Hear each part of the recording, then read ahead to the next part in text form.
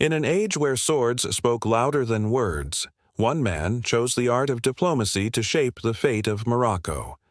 Abu Said Uthman II, the Marinid Sultan who reigned from 1310 to 1331, ruled not through conquest but through cunning negotiation, strategic alliances, and wise governance. And yet his reign was anything but quiet. When Abu Said Uthman II ascended the throne, the Marinid state was still recovering from years of instability. His predecessor, Abu al-Rabi Sulaiman, had brought a measure of peace, but threats still loomed. Internal factions remained restless. The economy was fragile, and the neighboring dynasties in Tlemcen, Granada, and Tunisia eyed Morocco with suspicion. But Abu Said was no ordinary ruler. He was a master of statecraft, a sultan who understood that the greatest victories are sometimes won not on the battlefield, but in the halls of diplomacy. He quickly set about strengthening the state from within, reforming the administration, stabilizing the tax system, and promoting trade both with the Muslim East and the Christian kingdoms of Europe. Fez, already a jewel of culture and learning, flourished under his patronage. Scholars, artisans, and merchants flocked to the city.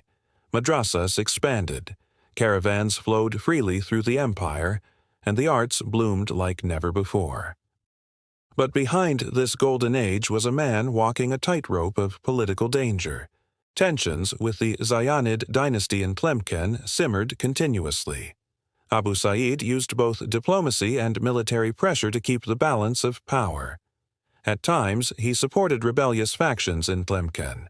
At others, he negotiated temporary truces.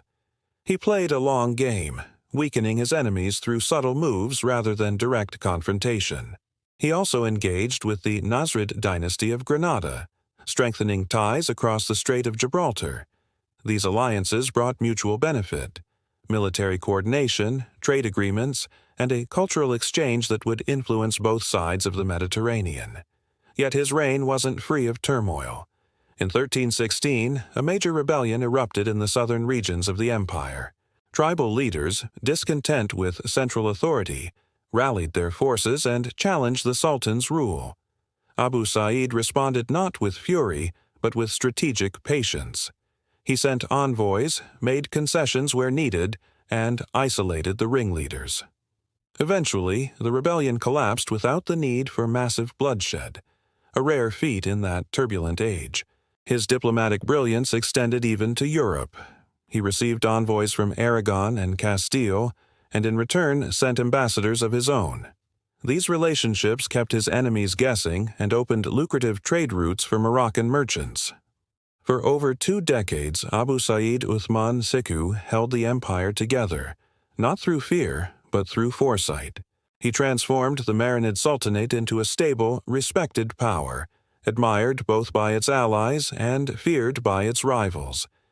His reign proved that a pen could be mightier than the sword, and that true leadership lies in wisdom, not just warfare.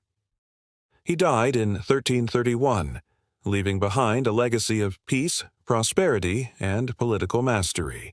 And while his name may not echo through time like that of great conquerors, his impact is just as profound.